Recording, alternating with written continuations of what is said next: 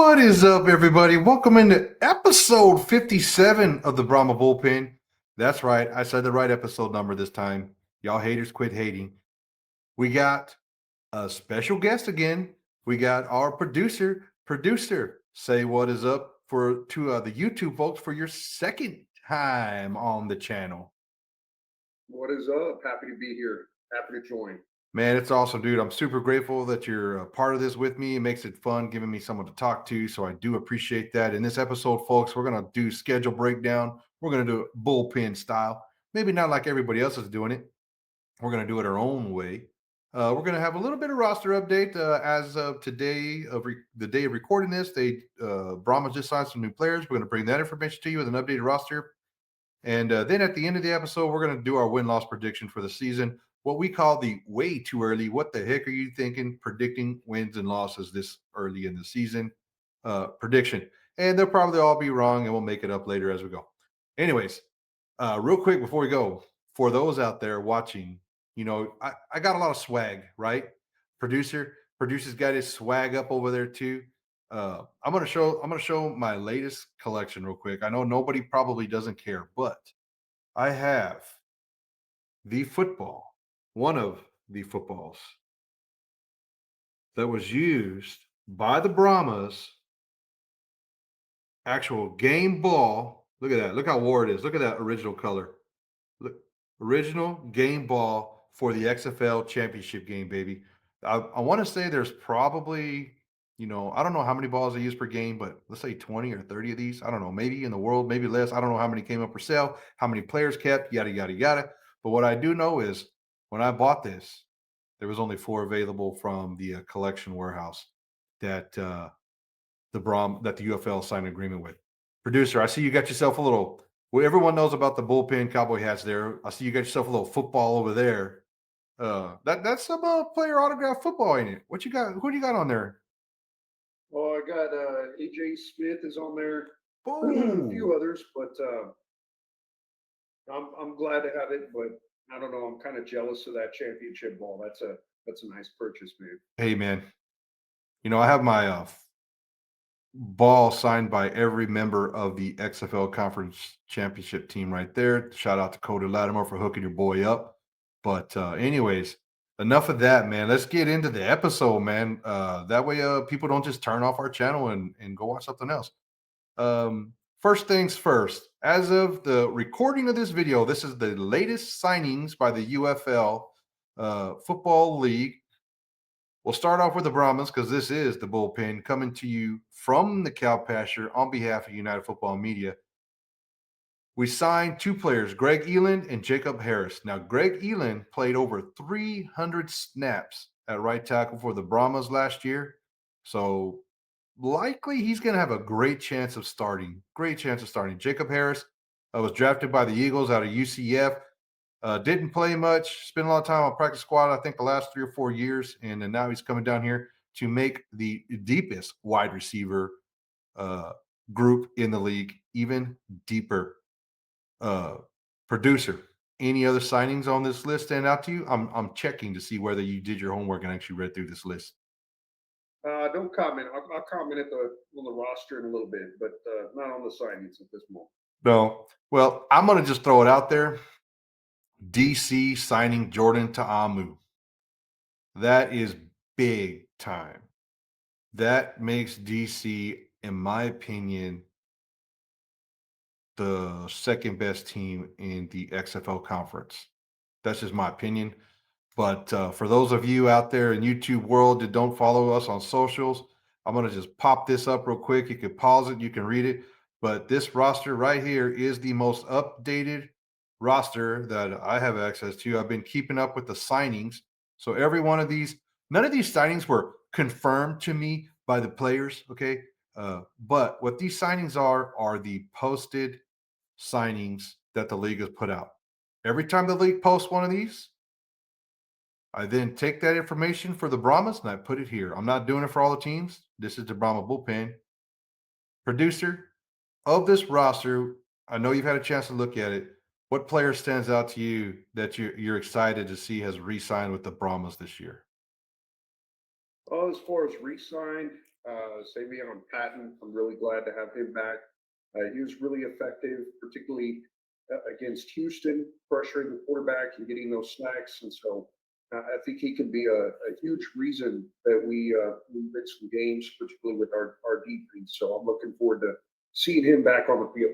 Heck yeah, man. And he's a member, the official member of the bullpen. He's been on our episode. Go back, I think, what was it, episode 55. He spent some time with us. And that cowboy hat that you can see over there in that corner, not only does producer have one, not only do I have one, but Savion Patton has one. His first ever cowboy hat ever in his lifetime is a bullpen cowboy hat that we hooked him up with. So that's awesome. Cool, man. Well, that's good. I'm everyone knows I already did a whole episode about it. I'm really looking forward to Kellen Mond coming back. And our wide receiver room is amazing. Our defense is amazing. I can't pick a single player I want to talk about, but I'll just some of the ones that stand out to me: Darius Phillips, a cornerback, both of our linebackers, and Devontae Beckett and Williams, top two linebackers in the league. Um, Jonte Kirkland coming back, Justin Smith coming back. I mean, we're stacked, folks. We're stacked. There's nobody on this roster that mad's coming back. Marquez Stevenson coming back, the speedster, John Lovett coming back. I mean, good grief. And then we added talent like Kellen Mond and LaDamian Webb.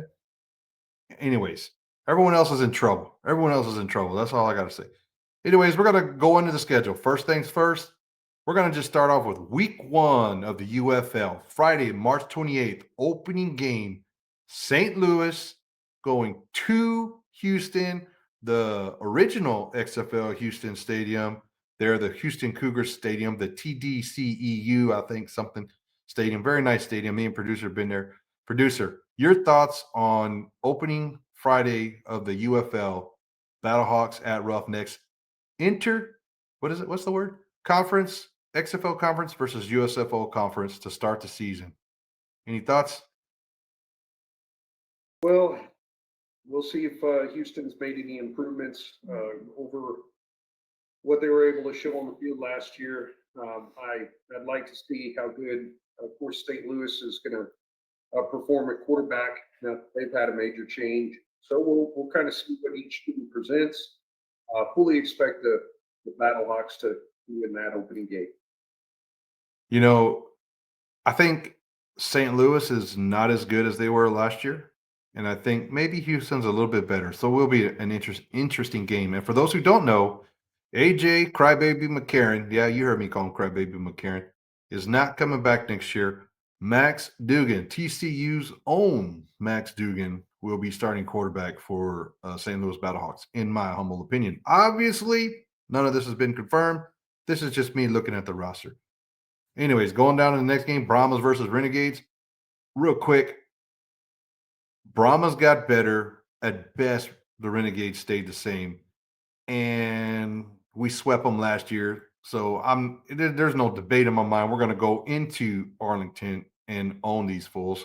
Any thoughts on this game? Me and producer, there's a 99.9999% chance me and producer will be in the stadium Saturday, March 29th, 4 p.m. to watch the Brahmas dominate the Renegades. Producer, any thoughts on this game?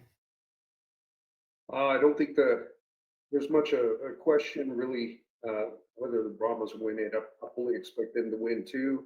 But I'm looking forward to that game.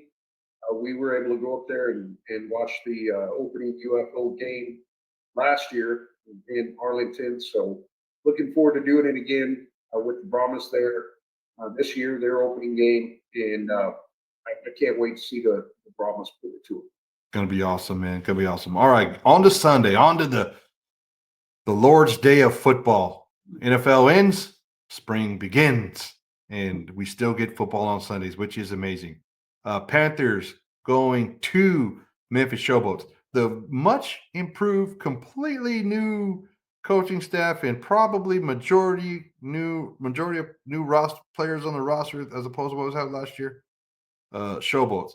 What do you think about Michigan going to Memphis? Michigan was a playoff team last year, and they were like one of those teams that started off slow but ended strong last year. What do you think about this game? I think that game is a little bit of an unknown, at least in my opinion. We'll see what they put on the field. Um, right now, I think I'd rather give the Panthers the edge on that one, Me but too. Me too. I who think you're knows right. what we'll get. Who knows? I think it's the less interesting of the two games on Sunday. Them boys over there at Captain's Log, they're not gonna like this, but I think they're taking an L week one. But anyways, and then maybe what could probably be the most competitive game of the weekend, in my opinion, opening weekend. I think St. Louis is gonna have an easy time with Houston. I think the Brahmas are gonna. I mean, I'm nobody, but I think the Brahmas are gonna have easy time with the Renegades. I think the Panthers are probably gonna win by at least 10 points, two-score game there. I think the most competitive game is going to be the Birmingham Stallions, Matt Corral, Jordan Ta'amu, 3 p.m., March 30th. What do you think about this game in DC, in Audi Field? Wasn't Audi Field your number one stadium in our stadium rankings last week? Was it Audi Field? I believe it was, yeah. So what do you think is Uh, going to happen over here in this number one I think that's stadium? going to be sold out or near sold out. Should be a sold out game. Um, it's going to be a rowdy crowd, a lot of beer snakes, Yeah. very competitive, and a high level of play in the game. So I would expect it to be probably one of the higher rated, if not the highest rated game of the weekend.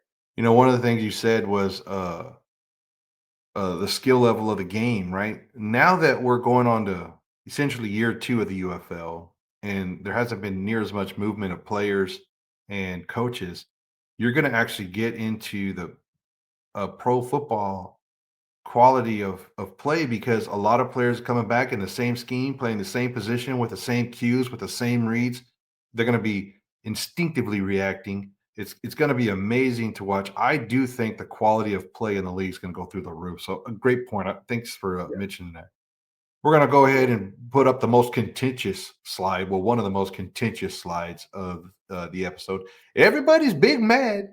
Here you see our home schedule for the Brahmas here in the Dome down here in Cal Pasture South. Everybody's big mad. Brahmas don't get a home game till week 5, April 27th, when Houston comes to town. And then, of course, you see we got DC, Memphis, and Arlington. Those are our home games. We get to play 2 games in Cal Pasture North, which is St. Louis Battle Chickens. I'm not even worried about that. But producer, what do you think about these games here? Are you predicting a 4-0 home record next year? You know what? Don't do that. We're gonna do predictions later. But what do you think Yeah, about not getting a home game till week 5? I think that with the schedule, I mean, it's something that's gonna gonna stuck. It's a disadvantage to have that extra road game. We should be even, but yeah, I think the Brahmas are talented enough to handle that. I think they'll be fine, and I think we got 4 really good home games, and I'll go ahead and say it. I think we're going to win them Ooh, all our baby. home games. We got the full schedule pulled up right here. You can see we open the season 4 weeks on the road. And look, I'm gonna just for all those people that are upset. Number one, we got the Final Four. Uh, you know, coming to San Antonio. We got like Disney on Ice in the Dome. So it's perfectly understandable that for financial reasons, the dome needs to be used by other entities. Not a problem. We're going to work with it. I just love the fact that we're playing our games in the dome. It's amazing, right? Um, Going to Arlington, to St. Louis, to Michigan, and to DC. That's, I think, week one is a good warm up week. But I think all 3 of those games week 2, 3, or 4 are going to be a struggle. I mean, they're not. We're not going to go in there and blow any teams out. I think that those are all going to be very competitive teams. It's also crazy that in our first 4 games we got 3 conference games, so it's going to really dictate where we're going to be at in our conference. Uh, by week 4, man, we're going to know we're going to know where we're at in the conference. That's for dang sure. And then we, of course, week 5 we got Houston at home, which no one's worried about Houston. Second half of the season kind of flips a little bit. We do get 3 home games to end the season. Getting DC at home is great. Of course, we're still not worried about Arlington. Getting Memphis at our house, I think we'd beat them even in their house. I mean, doesn't matter to me. I really do think the toughest games on our schedule is week 4 at DC, week 6 at Birmingham. What do you think, producer? I agree with that. Yeah, those are the big I'd games. say those are the toughest games that we'll have, particularly week 4. Week 4, DC. That's a big game. Yeah, The other thing I'm going to pull up right here, the league is going to have uh, Friday games, Saturday games, and Sunday games. So I kind of went through, broke the graphic up a little bit. We're going to open up on a Saturday, and then we're going to have a string of Sunday games. 1, 2, 3, 4, 5 Sundays in a row. Everybody loves Sunday games. I get it. Only one of those is at home. 5 Sunday games on the road. Producer, I got the man cave. I got the outdoor TV. Everything stocked up and ready to go. Sundays on the road. I'm gonna have a great time barbecuing and watching football, dude. Like we're gonna travel probably to week 1. I don't know what we're doing the rest of the season, but isn't it gonna be cool just to cook out on a Sunday and watch football in the spring? absolutely. I'm gonna have to join you over there. Yeah, man. Some of these games. Yeah. And then we got week 6 going into week 7. So this is the only week where I'm concerned. And this is why. On the road Sunday, playing Birmingham. That's tough enough as it is, right? But then you got to turn around literally on a 5-day rest and welcome DC into the Alamo Dome on Friday. 5 days between probably the toughest two toughest teams on our schedule, right? DC and Birmingham. I think Brahma's got a little bit of short end of the stick. So for those people out there watching this episode or you follow us on social, if you want to complain about the schedule, forget complaining about having a home game, not having a home game till week 5. Let's complain about 2 of our most competitive games on 5 days rest. What do you think about that? When we looked at it earlier, I didn't recognize I was on a Friday, so I said that game in DC may be one of the toughest, week 4. But that home game against DC on short rest, man, it's maybe just as tough, if Yeah. not tough. Well, They're going to be tough to beat twice. yeah, it's going to be tough. And you're right about the road game week 4 because you're going 4 road games in a row. And I know people say Yeah, they're all traveling every week because the hub model and everything. So it's all the same. You're on the same plane, traveling the same way. I get all that. I'm not talking about the extra strain of riding in a plane. I'm talking about playing in front of a hostile crowd, right? I'm not, and getting that little hometown bump, right? When you get off the bus and your people are cheering for you and the game starts, you see your colors everywhere, you see your folks everywhere. It's a little different, man. So yeah, I think those are going to be rough games. And then ending off with the Friday game, we basically our home games, we go Sunday, Friday, Friday, Sunday. We get no Saturday games at home. I'm a little disappointed. Actually a big fan of Saturday games. I would almost prefer to have my games on Saturdays, but hey, no problem. I'm good with 2 Friday games. The problem is that really only gives us 2 good games to tailgate. If Friday, we're gonna assume that most people are working. Uh, Friday game at 7 p.m. You work till 4 or 5 o'clock. You get home, you get your stuff. The tailgating scene is gonna suck those 2 days. So what we really need to make sure we do is on the week 5, April 27th, and the last Sunday of the year, June 1st, we need to definitely tailgate. And even the last Sunday of the game, it's an 11 o'clock game. We're gonna start tailgating at 4:30 in the morning. So really, our best tailgate game is April 27th. We got a 2 p.m. game. And that is the only thing that I feel is a big negative with our schedule is tailgating. And tailgating is a huge part of football, college or pro. So it's just one of those things. Uh, what are your thoughts on the tailgating? I know we normally play in cornhole. We normally got tents and TV set up. We normally got music going. We got free booze yeah. for everybody, Jello We've had some good shots. times tailgating. Yeah, Uh, if you're listening to this and you haven't had a chance to go to a good tailgate, take that opportunity. Try it this year. It's a a disservice to the fans that we're not going to get that many opportunities. Those Friday games really make it difficult, but uh, if you're able to tailgate, take advantage of it. Make sure you get it done because it's a great time. Yeah, for sure. Well, we're gonna next slide here. We got next little graphic. This is a graphic the league put out, and it's just the entire league's graphic. If you guys want to pause this and read through it and look at it in depth detail, you can. I didn't really go through this too much. I just want to make sure you guys knew it was floating around out there.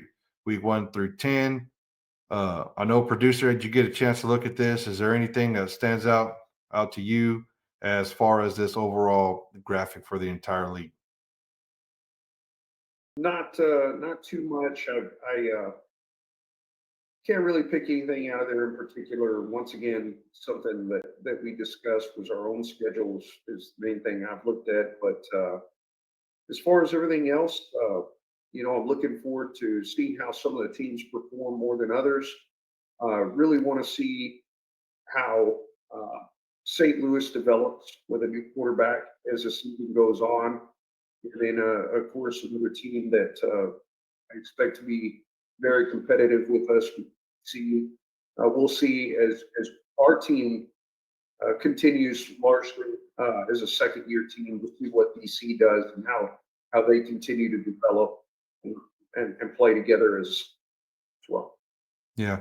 One of the things that kind of stuck out to me, if you look at the Renegade schedule and the Battlehawk schedule right there in the middle of the season, week 4 and 6 for both of them, they're going back to back with each other almost. You got the Renegades play St. Louis, DC, St. Louis, and if you look at the Battlehawks, right, in flip, you got Arlington, Michigan, Arlington. It'll be interesting to see how those games shape up so close to each other, and if that has any impact on the game. If you look at the Houston Roughnecks schedule, the last 3 weeks of their schedule, they go Michigan, DC, Michigan. If you look at the Panthers, you can see it flip, right? Houston, Birmingham, Houston. It'll be interesting to see how those games that are so close to each other, and the schedule just worked out that way, right? To where you're playing someone 2 out of 3 weeks. It'll be interesting to see the win-loss records on those. How hard is everyone going to split those games 1-1, home team winning, or is someone going to actually be able to win 2 of those games? It'll be something to kind of watch as we go through the season. But we're going to go ahead and pop up the Mike Mitchell tweet here. The league put out this whole thing in a news release, but thought I'd give my boy Mike Mitchell a little love on here. Mike Mitchell put the schedule out. So if you're just looking at the notes there, you're going to have games broadcasted on Fox, ABC, ESPN, ESPN2, FS1, obviously ESPN Deportes. All 43 UFL games during the season will be presented on these channels. 40 regular season games, 2 playoff games, and a championship game. Um, Producer, real quick, is there a single channel or another TV partner you wish were involved in here? Because basically, you got Fox and ESPN. Are you happy with that, or would you like more options? Uh, I don't know if they would do it, but I think some NBC games would be really neat. I love their presentation, Okay. but Okay. for the most part, we've got some good TV partners. I'm good with those. Yeah, I think NBC shows a lot of golf, right, in the spring, maybe. I don't know. I'm not too sure. I don't watch golf, but they might have some conflict there. But anyway, so you got 32 of the 43 games will be on major broadcast networks, and only 11 of them being solely on cable. So ESPN is going to have 22 regular season games and postseason games, 22 total. ABC is going to have 12. ESPN's got 9. ESPN2's got 1. Then on the Fox Sports area, you get 21 regular season games on Fox plus the postseason. Uh, then you got FSN. FS1 has 1 game. So ABC, ESPN, and Fox will have 5 double headers during the season, meaning there's going to be 5 times where games are going to be competing with each other for views, right? So, but anyways, that's pretty natural. That's pretty natural. I'm sure all of our views will be in Oklahoma. Oklahoma is the number one TV market for UFL football, by the way, in case you guys did not know that. So we'll see what we got going on there. But anything else on TV, partners, broadcasting, any of that stuff? The next item up for bid, or the next topic we're going to cover, are our win-loss predictions, and we're going to put each other on the spot and have to explain why we did pick the way we picked. Anything else before we move on? Let's go. What are you doing? Are you playing on your phone while we're having an episode here? Absolutely. I'm Yeah. looking up what I picked here. You're looking now. You should have already had it all memorized. Look, folks, for those in the YouTube world, I popped it on There it both of is. us. My picks are above my head. His picks are above his head. And let's just go week 1. I picked the Brahmas to win because I feel like the Brahmas not only were better than Arlington last year, we got better. Arlington stayed the same. Why did you pick week 1 the way you did? Basically the same reasons. I feel that we're the better team. We're going to show that in week 1, and I don't think it's going to be very competitive.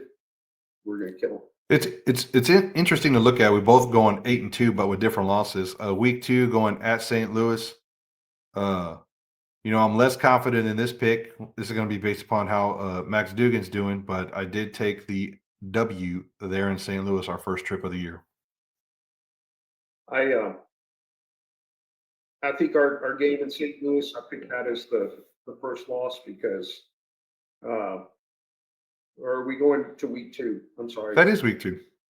Okay, Week 2. So I'm skipping. 2 comes after 1, right, bro. so- It goes week 1, 2, 3. Just keep that in. So week 2, of course, we're heading on the road again, but a tougher opponent. But they'll still be getting used to that new quarterback play. They'll still be adjusting and figuring out how to play together. I don't think their offense is going to be in the best rhythm at that point. And so even though they're a tougher opponent, I still think we get the victory. Yeah, they got a lot of good players coming back. Shakir Pearson's coming back. Mike Rose is coming back. They got a lot of people returning. That's one of the crazy things about that we kind of mentioned earlier is all of these teams have actual players that have been in that system coming back. So week 3, Michigan, I just don't think Michigan is all that great. And we beat Michigan last year, and they have the same players, and we got better. That's going to be a repetitive theme in my win-loss prediction. I'm going getting the dub up there in Detroit in that stadium with like 12 people in it. What do you think? Yeah, definitely. You mentioned home field advantage. Beautiful stadium, but it's just so empty in that stadium, at least the way it looks on TV. I just don't see them having very much of that home field advantage. And I don't think they're going to be as competitive on the field. Once again, easy victory. We'll see how Detroit does up in that forward field during the playoffs. But anyways, let's go on to week 4. DC. I have us getting the win in week 4, but I'm going to be 100% honest with you. I'm not confident about it, and I picked this win before today's announcement that Ta'amu's coming back. But with that being said, Ta'amu did struggle last year, but in previous seasons in spring football, he played really well. But last year, he wasn't so great. So we got a great defense, and I think we can still win this game. But why did you give us our first loss of the season in week 4? Well, I definitely agree that the game is winnable, but I picked that first loss because it is the 4th road game in a row, which is going to be hard on any team. The environment will be hostile. It's that smaller stadium, so it's gonna feel packed. It's gonna be loud, and then as you mentioned, with Jordan coming back, they should have a pretty good offense, and so I just think that altogether may be a little bit too much to overcome being on a 4th road game. And so I'm thinking that's going to be that first loss. The 4-week grind of the airplane travel. Got you. Yeah. I don't think there's nothing wrong with that. Week 5, week 5, I don't think we got to talk too much about it. Houston sucks, right? Yeah. Enough said. Why are Brahmas going to win week 5? Because Houston sucks. Okay. Absolutely. Week 6, I got us taking the L week 6. One reason is because I feel like by the time we get to week 6, oh, Skip Holtz is going to have the Stallions on track again. I think if you're going to get them, you need to get them early. I think if you're going to get them, you need to get them while everybody's kind of getting into the groove there. And of course, we know Matt Corral's coming back. And I just think that the Stallions are going to be tough to beat. I think they're going to win the USFL Conference again. You know, last year in the regular season, the Brahmas went undefeated against the USFL Conference, including beating the Stallions in the regular season. But then the horrible game championship that shall not be spoken of happened. Uh, but I just think that this year it might be opposite. They might beat us in the regular season, and we might beat them in the postseason. What do you think, producer? I think it's going to be a very tough game, and we could definitely easily lose that game. But as you mentioned briefly, the game that we do not speak of, uh, I think that they're going to be really fired up. They're not going to want to lose to them, and they're going to give. If there's a regular season game, they are going to give absolute everything they have to. It's going to be to the Stallions. They're in week 6, and they're not going to want to lose that game.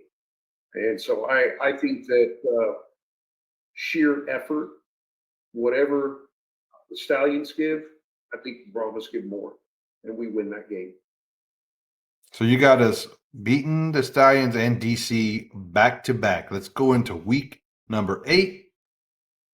Memphis coming to the Dome. Look, I know I kind of jumped ahead and past DC. DC used to be a good rival of ours. We have another host here on United Football Media, my boy Webb.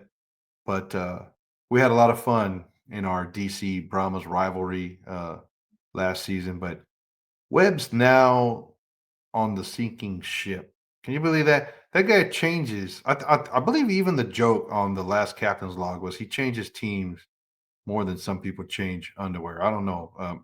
But let's go on to week 8. What do you think is going to happen when Memphis comes to the Alamo Dome? I see you got the dub there, but why are you picking the dub in week 8?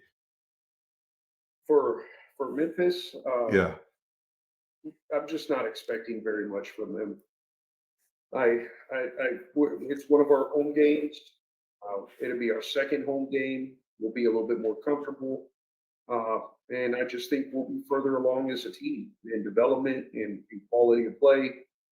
That's something that we talked about earlier, being very important. And I don't think that I think they'll put up a fight, but I don't think it's going to be as competitive a game as even Captain's Log may try to convince people.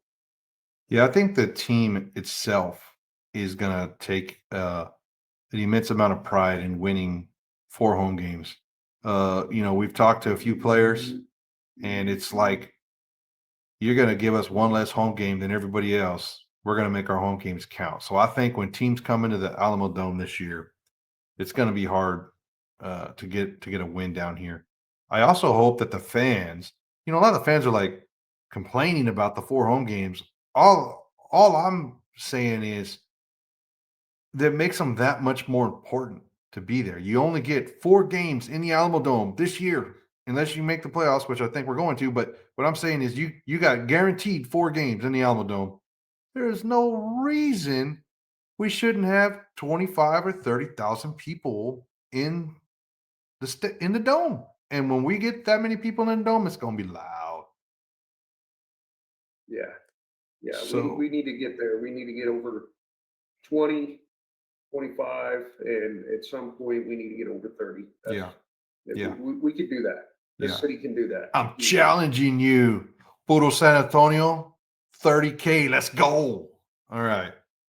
Week 9, my second L of the season, also on the road in St. Louis. I figured we were going to split these games regardless. I just figured that getting them with a new quarterback early was going to be easier.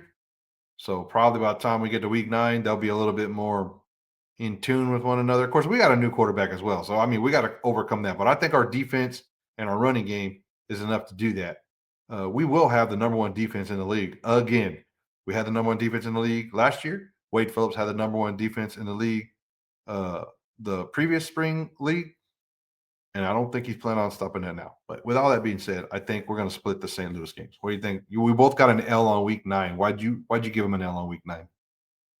Pretty much the same reasons. And, I failed to mention that earlier. I talked about St. Louis having a new quarterback, and you're right, we do too.